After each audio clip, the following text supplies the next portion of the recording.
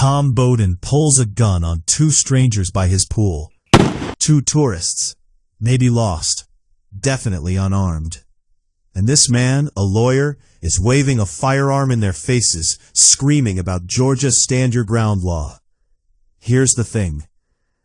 Cady hasn't touched anyone yet in this episode. He doesn't need to, because the Bowden family is already destroying itself. That's the question Phantom Sensations, Episode 3 of Apple TV's Cape Fear, is really asking. Is this family in danger because they're being hunted?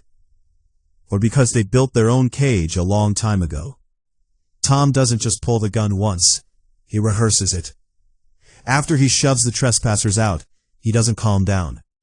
He goes straight to his home gym, takes poppers, and starts punishing his body, because that's what Tom does when he feels powerless.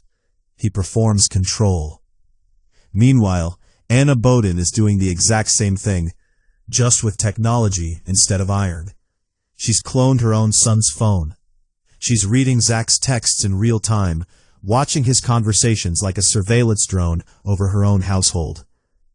And director Amanda Marsalis films it perfectly. Anna's face is lit entirely by that cold blue glow of the screen. She's not a mother anymore in that moment. She's a monitoring apparatus. Here's what's so brilliant about this episode's visual language. Mirrors and screens are everywhere. Split diopter shots. Characters framed in reflections. The phone clone has a literal duplicate reality playing out on Anna's palm. The show is telling you, these people don't see the world clearly. They see themselves. Fractured, refracted, surveilled. By their own guilt. And Cady, he doesn't even need to be in the room. He lives in the hum. And we'll get to that in a minute. But first, why does Anna willingly get in a car with the man she helped destroy? Here's what Anna tells herself. It's strategic. Cady shows up at her Innocence Project, the Sovereign Justice Law Project, asking her to represent him in a civil suit against a private prison. He was beaten into a 6-week coma by white supremacists inside Tarwater State Prison. The neurological damage is real. The case is legitimate. Anna accepts. 40% contingency fee for a struggling firm. And she gets to watch him up close. So they drive. 12 hours round trip to Atlanta. A documentary crew in tow, filming Cady's post-exoneration life. And the whole ride, Cady is charming, polished. He tells her there was a specific moment in her voice during his 2008 murder trial when he could tell she stopped believing in him. She doesn't flinch, but she hears it. In Atlanta, Anna weaponizes the documentary crew to pressure opposing counsel into a $4.2 million settlement. It works. Then, the moment the cameras stop, Cady reaches under the table and silently crushes the opposing attorney's hand. No outburst, no scene, just a quiet, terrifying reminder, I am not tamed. Stranded in Atlanta by a storm, they share a drink at a motel. Anna apologizes, says under modern legal standards, she never would have pushed him to take that plea deal, the one that cost him 17 years. Cady accepts it, graciously. And that grace, somehow, is the scariest thing he does all episode. Now, back in Savannah, the real operation is running. A teenager named Nevaeh Valentine has been running a fake online profile called Angel X, manipulating Zach Bowden into a digital relationship. Anna had already figured this out. She baited the account with cloned phone data, got a photo, identified Nevaeh. She confronts her at a diner, threatens her with felony charges for distributing drugs to a minor. Nevaeh immediately blocks Zach. Compliance. No argument. But here's what she doesn't do. She doesn't name Cady. Even with felony charges on the table, she won't say his name. Think about what that tells you. This is a teenager who is more terrified of Cady than she is of prison. That night, at a pool party where Natalie Bowden is being publicly humiliated, her drone-captured yoga footage blasted to her entire school, sent from her own cloned number, Nevaeh shows up as Amber, She throws a bully's phone into the pool. She hands Natalie sedatives. She kisses her. And right there, under that scene, the sound design drops something critical. Not the full brass blast you know from the '91 Scorsese film. Not the monster-arriving music. This is the theme deconstructed, played on isolated acoustic instruments, slowed down until it sounds like a half-remembered nightmare. That theme has always been Cady's sonic signature, and the show is using it here, over Nevaeh's intimacy with Natalie, to tell you exactly one thing. He just isn't there. Nevaeh isn't a character in her own story. She's his instrument. He never touches the Bowden children. He uses her to do it, and he stays legally untouchable. The hum in the walls, the ghost on the screen, the song that plays when he shouldn't be anywhere near.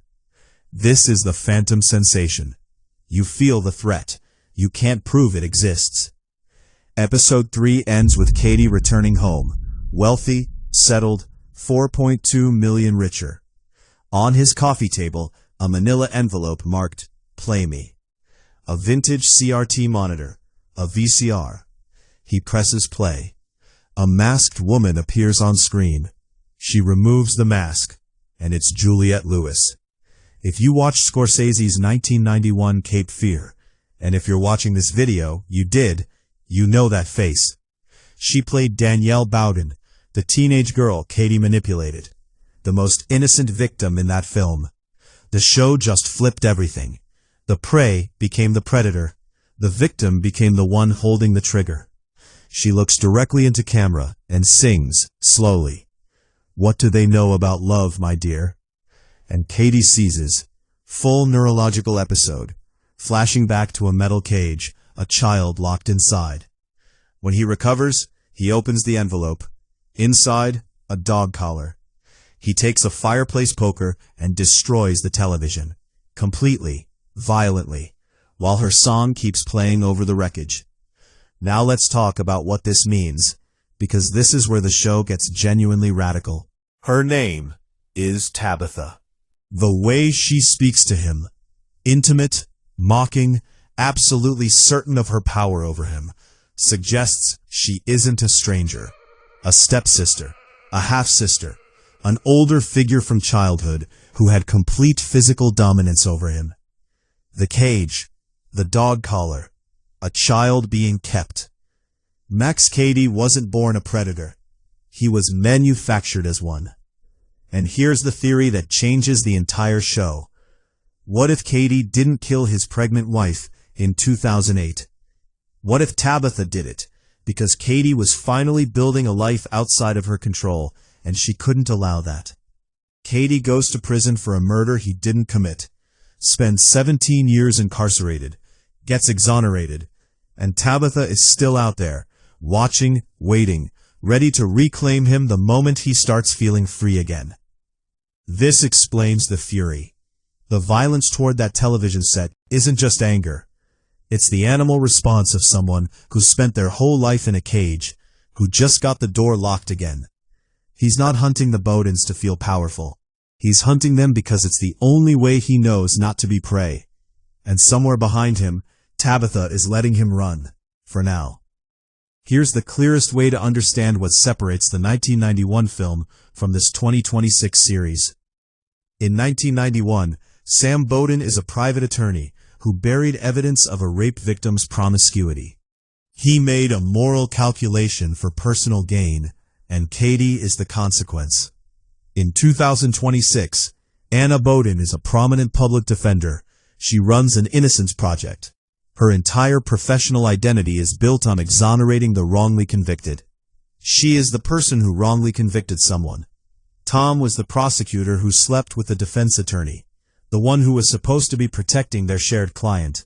And together, their affair became the mechanism that sent an innocent man to prison for 17 years. And now, Anna's firm barely stays afloat. Tom is a paranoid, chemically dependent man waving guns at tourists.